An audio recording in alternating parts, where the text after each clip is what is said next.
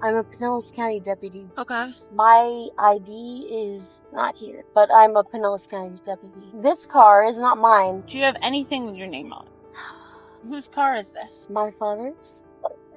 Hey! So sorry. You're fine. I put the wrong one. She said because I'm driving too fast, but I'm a Pinellas County deputy. You don't have to step out right now. I could get out, I could get in. I mean, you could come in. No. Brought them over to their house, and then I was going back to my house. Gotcha. Because I am just living my life. Espanol, but So you're Spanish? yeah.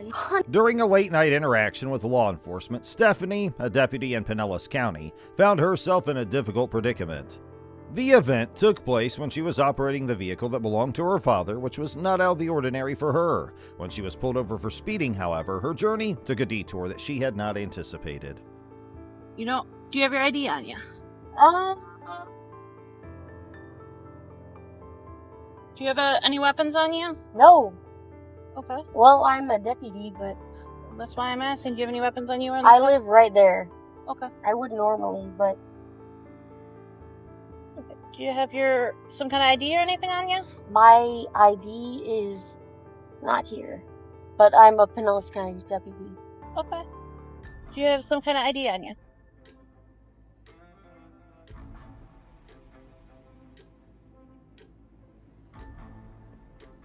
The law enforcement officer who pulled Stephanie over had reasonable grounds for suspecting that she was under the influence of alcohol or drugs.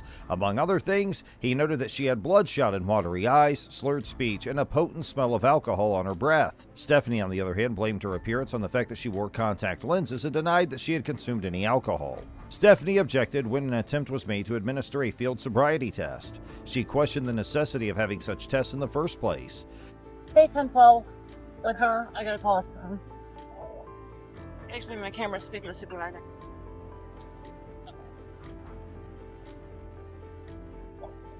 Hi! So sorry. You're fine. I put the wrong one. How are you? Hey, how are you? Good. Yeah. What's going on tonight? I have no idea. I'm trying to get home. Oh, okay. Do you know why she pulled you over? She said because I'm driving too fast. Oh, okay. But I'm a Pinellas County deputy, and I'm just trying to get to my house, which is right there. Gotcha. Okay. Yeah. Okay. How long you been with SO? 5 years. Gotcha. Is that a problem? No, absolutely not. Just trying to... Yeah. But Yeah. whatever she wanted to do. The police were adamant about inspecting her eyes to discover whether or not she was drunk, but Stephanie put up a fight against it. She said that the officer's spotlight was too bright and that the test was biased against her. Stephanie persisted in stating her views, making it clear that she had no intention of complying with the officer's wishes. Throughout their interaction, Stephanie made a point to bring up the fact that she is a deputy with the Pinellas County Sheriff's Office. She may have hoped that this would have had some bearing on the course of the events. I picked up someone, brought them over to their house, and then I was going back to my house. Gotcha. Because I am just living my life. I gotcha. And they actually live with Pinellas. And so I was like, oh, I'll bring you home. Gotcha. Boom, boom, boom, boom. Easy. Gotcha. Espanol, but Where from? wait. So you're Spanish? Yeah, From where? you say where? Mm-hmm. Honey, you know you speak Spanish? Mm-hmm. Ah, pero way. Pero way. Ah, okay. I'm Dominican. Dominican? Mhm. Oh, no. No. No. No. What's wrong with that? Italiano, okay? Ah, And I only speak some Spanish, Gotcha. okay? In spite of this, the officer kept a professional approach and proceeded with the investigation. While the officer was trying, Stephanie told the officer that Ernie's locations and activities that evening. Stephanie told the officer that earlier that evening she had been downtown purchasing light fixtures and lights for an apartment complex. Stephanie's movements were being investigated by the officer at the time. She suggested going to see her sister, who resided in the area. I want to give you every opportunity for you to show me that you're okay to drive. And I really hope that that's the results we get, okay? But at this point, I can't just look the other way.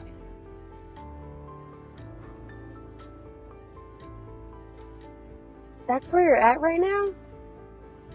Can I check your eyes real quick? This is how you're doing it. Yeah. Really? Yeah. I don't have a choice. It's Yes, the same you do. for anybody else. No, yes you do. I can't treat anybody any differently. Yes you would. No. I wasn't in other people's lanes. Okay. I'm not going to argue about that. There's dash cam video and all of that, okay? But we're past that point right now. The point is you were stopped. You're showing signs of impairment. No, I'm not showing. Okay. All right. I want to give you every opportunity to show You know that what? that's not the case. I want to ask. Uh-huh. What signs of impairment was... An officer persisted in questioning Stephanie about the activity she was involved in and the amount of alcohol she consumed, but Stephanie maintained that she had done nothing wrong. As Stephanie's explanations became more evasive, the officer's tolerance began to run thin and she began to lose his trust. Follow it as far as you can go. It's too far away. Your eyes are drifting. You're not focusing on the fan. I just need you to focus on the fan, okay?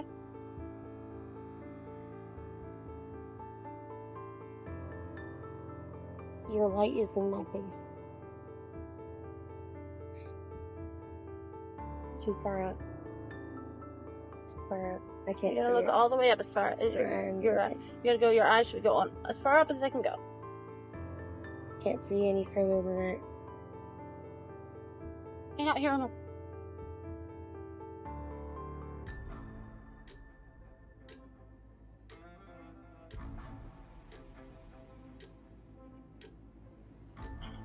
Alright. Are you able to spell your first and last name for me? Sheoby Conigl.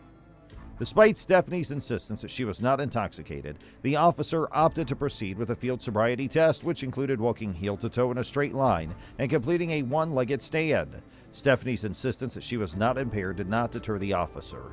Stephanie's poor performance on these examinations was attributed to a bug as well as her choice to wear high heels. I'm saying there's not a left side, right side, depending on the schedule. Like,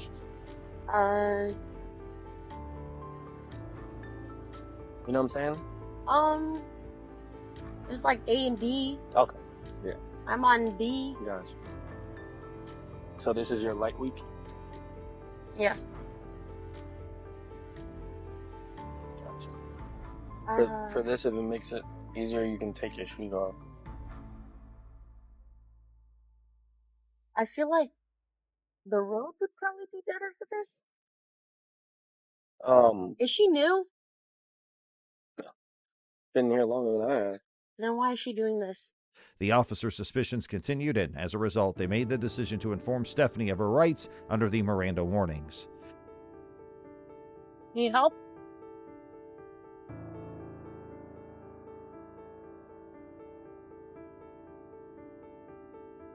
Careful. Alright. Maybe you come up, step up to this line. You ready? Alright, what I'm going to do is put your left foot on the line. Other left. And then you can put your right foot front like this, standing heel to toe. Arms down at your sides. Yep. So stay in that position. Don't move until I tell you to begin. Now, when I tell you to begin, you're going to take 9 heel to toe steps down the line, okay? It's going to look like this. 1, 2, 3, and so forth. End of the 9th step, you're going to keep your front foot planted. You're going to step off of your back foot. You're going to turn around by making a series of small steps. And look like this. Then you're going to take 9 heel to toe steps back down the line. 1, 2, 3, and so forth. Several things I want you to keep in mind during this test. When you look down at your feet, keep your arms down at your sides, count your steps out loud. Once you've started this test, I don't want you to stop until you finish. Do you have any questions? So you want me to do 9 heel toe steps down the line. Yep. And then on the 9th, you want me to do small steps, counting out, and then 9 heel steps. Yep. Turn around as I demonstrated. Keep your front foot planted. You're going to step off of your back foot. And you're just going to turn around like this. You don't need to count your steps when you're turning around. You count your steps down, your 9 steps down, and your 9 steps back. Okay? No. Okay. You may begin. 1, 2, 3. Stephanie gave the officer her permission to question her, but she only disclosed a few details about her plans for the evening, such as the fact that she had been downtown earlier and that she intended to go back home. Pick up forever. Okay, that's fine. I'll let you know when to begin, okay? Okay, whenever you want. Alright. A soda can, right? Yep. You may begin. 1001, 1002, Down to your feet. 1003, 1004, 1005, 1006, 1007, 1008, 1009, 1010, 1008, 1009, 1010, 1011, 1012, Hands down by your sides. 1000. Keep down your hands next to you. Oh, now I forgot. And now you may stop. Oh. I'll conclude our field sobriety test. Sorry, I miscounted what you said. Got a bug in my nose. Huh? The bug just flew The in my bugs. You have to get in the. If you're in the grass, you're gonna get the bugs. Alright. I want to ask you some questions about, tonight. I have to read you your rights first, okay? Specific questions. After reading Stephanie's rights, the officer proceeded to investigate the incident further and attempted to get in touch with Stephanie's sister so that she could help mediate the conflict. Light pieces for your apartment. Okay. You know Okay. what I'm talking about. Do you remember what it's called? I don't remember, but you can buy a couple pieces. Where else did you go? Do you remember a couple pieces of what? You're saying that they... Like pictures Okay. for apartment complexes. Okay. But it's like lamps? yeah, lamps.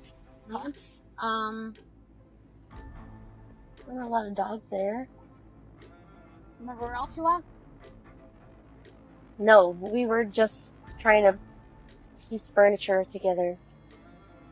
What time is it right now without looking, if you had to guess? 12 o'clock. How much do you have to drink while you were down there? I didn't have anything. On the other hand, it was still unclear if Stephanie would be held accountable in any way or face any consequences as a result of the event. Sure. What? Like just your stuff on? Do you have anything else you want? My wallet. Where is that? It should be in the passenger seat. Just that? Just your wallet and your phone?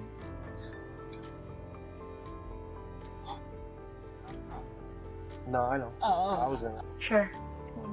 What? Like just your stuff? Yeah. Do you have anything else you want? My wallet. Where is that? It should be in the passenger seat. Just that? Just your wallet and your phone?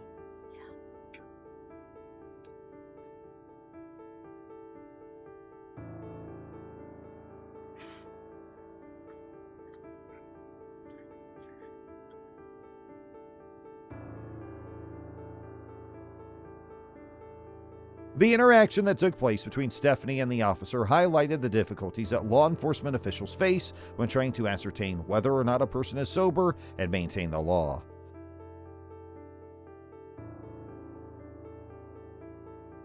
Is that the only number for your sister? Why? She's not picking up. Well, she's asleep. Okay. If I can't get a hold of it, I'm gonna keep trying. Is there if we called off her phone sometimes? Yeah. You're more likely to answer? If she doesn't pick up, we're gonna have to tell it. Okay. I'm gonna keep trying though, but. Alright. It is what it Do is. you want us to try off of your phone? Is she more likely to answer if she sees you from you? Oh, yeah. Can you... I tried. Huh? What is it again? Fuck.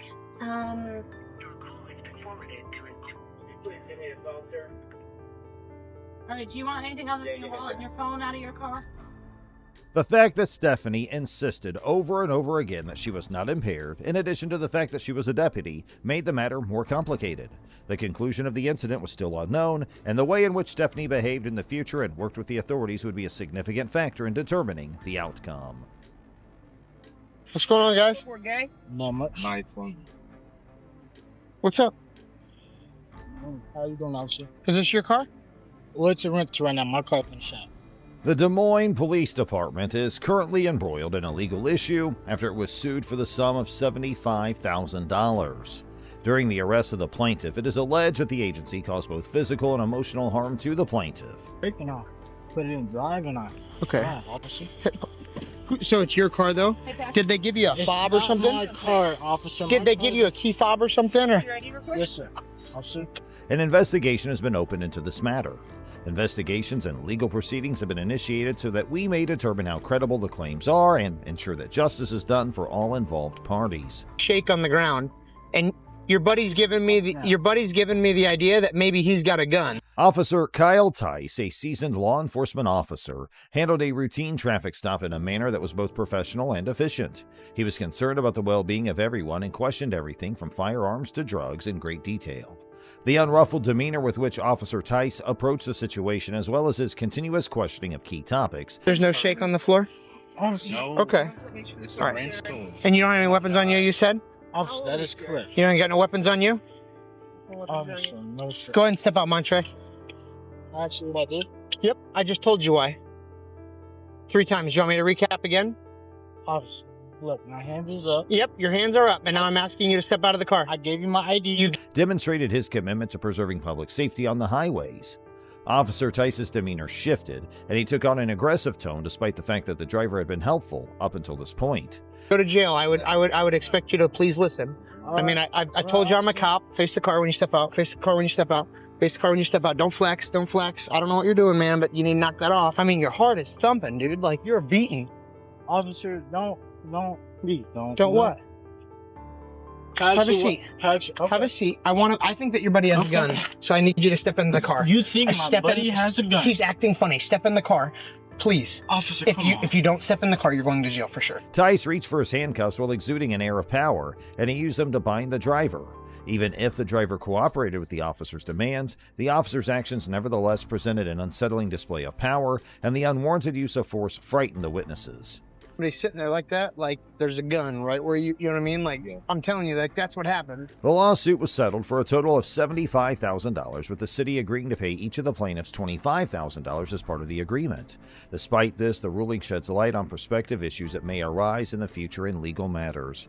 Officer Tice is the subject of yet another formal complaint, and other law enforcement personnel have been accused of engaging in racial profiling and arbitrary detentions.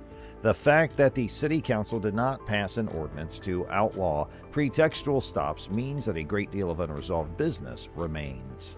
An unfortunate event that has stoked controversy led to the arrest of a black quarterback by a law enforcement officer who discovered bird droppings on the quarterback's vehicle.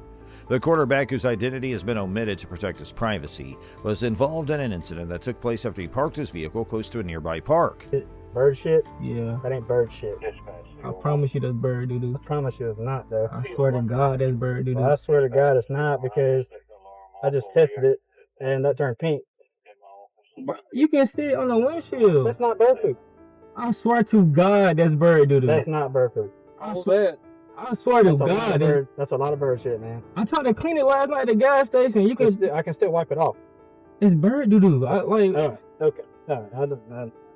On the hood of his automobile, unbeknownst to him, a filthy deposit had been left behind by a flying bird. An officer arrived on the scene after receiving a report from a concerned resident and questioned the quarterback about the claimed damage done to his vehicle. The officer's questions focused on whether the quarterback was responsible for the damage. The officer made the choice to arrest the quarterback, notwithstanding his explanation, citing a questionable charge of vandalism as the basis for his judgment. Concerns have been raised as a result of the incident over the practice of racial profiling, as well as the disproportionate targeting of people of color by police enforcement. A substance that appeared to be cocaine was found in the vehicle that the quarterback was driving, which led to the controversy that surrounded him. However, additional testing established beyond a reasonable doubt that it was, in fact, bird poop and not an unlawful substance. The quarterback's reputation was severely damaged as a result of the fraudulent test results, which generated an outcry. The quarterback may now exhale a sigh of relief now that this information has been revealed, although at the same time, questions are being raised about the accuracy and reliability of the initial testing protocols. By 2010, the police crime lab considered discontinuing methamphetamine and cocaine testing kits. Technology and the need for more precise and efficient drug identification led to the decision. The outmoded kits typically produced equivocal or incorrect results, hindering drug-related prosecutions. To assure high-quality forensic analysis, the department sought newer, more advanced testing methods. This innovative effort is intended to improve the crime lab's ability to combat the ever-changing drug crime landscape and provide justice in the face of illicit drugs. Yes, my ID. Sorry, yes, my ID, sir. I don't. Huh? I don't. You don't have any ID? Why are you filming me? Why are you filming me? Am I being detained? What? Can I leave? Am I being detained? For a moment. Why don't you go ahead and shut that off? An uncomfortable situation develops when a man records an incident with a camera and focuses on a law enforcement official in the middle of the action. No, actually, no. Turn around and face away from me. Do you have any weapons on you? Do you have any weapons on you? Do you have any weapons, sir? Yes or no? Do you have any weapons? Yes. Answer me yes or no, please. Relax. I don't consent to searches, sir. I'm doing this for my safety. This is a pat-down search. I have no idea why you're filming the police department, the cars in the parking lot, or filming me. Leave it alone. He addresses the officer with self-assurance as he asserts his legal rights and inquires as to whether or not he's being held against his will. His tone conveys a sense of resolve. There's a healthy dose of both doubt and suspicion in the air, as well as a strong determination to make sure that accountability is maintained. What's your name and Stay still. badge number? Okay? What's Just your name and relax. badge number? You got any weapons on you? No, I don't. What's your name and What's badge this? number? It's not a knife, is it? I don't have no knives on me. I don't have no weapons. That's right. Can I have your name and badge number, please? Yeah, I'll give it to you in a second. Okay. I'm not doing nothing illegal, though. I don't know why you're filming us. Why are you walking along filming everything? Filming me. Can I turn the camera around so they can see us? No, turn around. They can listen to us. You got a recording. Leave it alone. Why can't I turn the camera Why around? don't you listen? Why do you have a difficult time following instructions? Why are you filming me? I don't want to answer your questions, sir. Why? Get your supervisor out here, please. No. 1564 is your badge number. That's my badge number. That's right. Okay, 1564. Yep. Detective Kyler. Kyler. Am I being detained? You're free to go. I'm free to go. Don't videotape me no more. The man's steady hand and unyielding dedication to defending his rights are obvious, which attracts the attention of spectators and emphasizes the significance of individual liberties.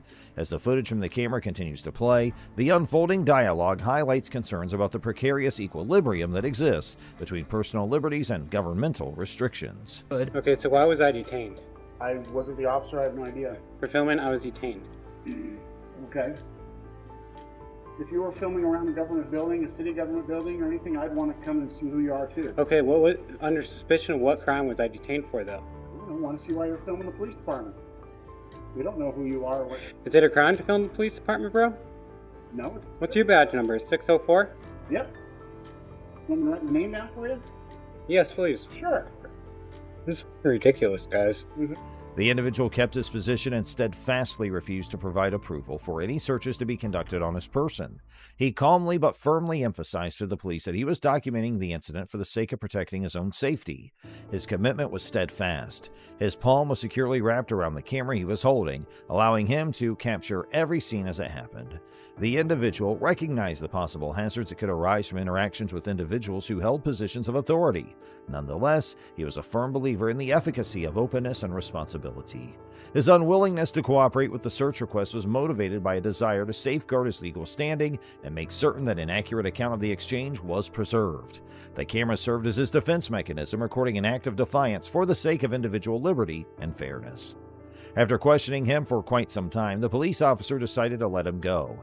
As soon as the man's shackles were taken off, the tension in the room subsided, but the incident left him with a bad taste in his mouth, and he decided to submit a formal complaint against the police officer. He felt his rights had been trampled upon and sought redress through the proper means. The incident was brought to light and the officer's actions were reevaluated as a result of the complaint, which prompted an internal investigation. By sharing his story, the man hoped to spare others from going through what he had. The ACLU supports people's rights to videotape police in public. The ACLU recently stressed law enforcement transparency and accountability. The organization reminded law enforcement officials nationwide that civilians have the right to film police interactions. The ACLU also empowered and protected anyone who recorded police contacts with detailed rules. The ACLU promotes recording to improve police public relations.